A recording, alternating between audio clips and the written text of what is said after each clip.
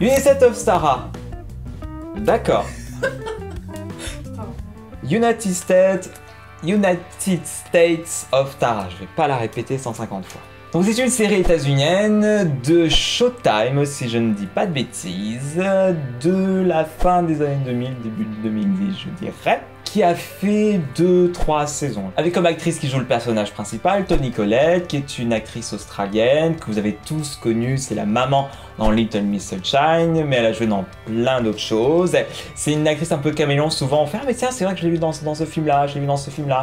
C'est aussi la maman dans Sixième Sens, voilà, à chaque fois elle a un physique un peu différent et on a un peu du mal à la reconnaître. Donc c'est une série sur une femme qui a des troubles de la personnalité. Elle a plusieurs personnalités, mais sauf ça va vraiment au bout du truc. Je me souviens pas de leur prénom, mais il y en a une, c'est une sorte de Brie Van de Camp, très années 50. Elle a une personnalité où c'est un homme, carrément, qui s'appelle Buck, je crois, une espèce de redneck, qui est très bourru, qui aime faire l'amour aux femmes. Il y en a une, c'est une espèce d'ado, Lolita de 15 ans, qui aime faire la fête et tout. Toni Collette le joue extrêmement bien, enfin c'est un peu Orphan Black avant l'heure. Et donc on suit cette femme-là et on suit surtout sa famille. Elle a un petit mari, elle a 2 enfants ados, qui essayent plus ou moins de s'adapter de cette situation-là, parce qu'elle se met quand même pas mal dans des situations assez dangereuses pour elle, pour sa famille. C'est très dur pour son mari, qui tout d'un coup sa femme part, parce qu'elle peut partir dans des épisodes qui peuvent durer plusieurs heures, plusieurs jours même, plusieurs semaines. La personnalité de sa femme disparaît, se retrouve avec une inconnue dans son lit. Il a beaucoup de mal à essayer de se détacher. Et même pour sa famille, c'est très dur de dire de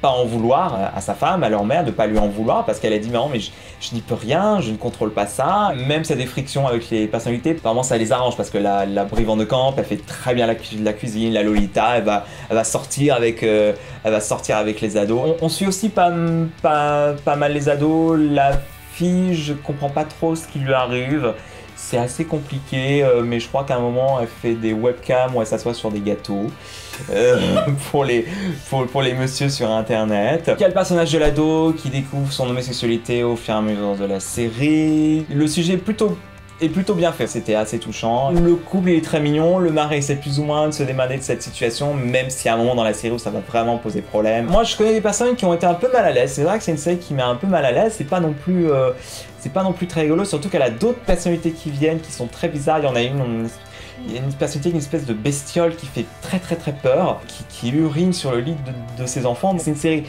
très bien amenée, très bien écrite, très bien jouée, très innovante. C'est un sujet qu'on voit pas souvent à la télé. J'aimerais bien savoir ce que vous en avez pensé. Donc voilà, je vous conseille vivement United States of Stara, et voilà.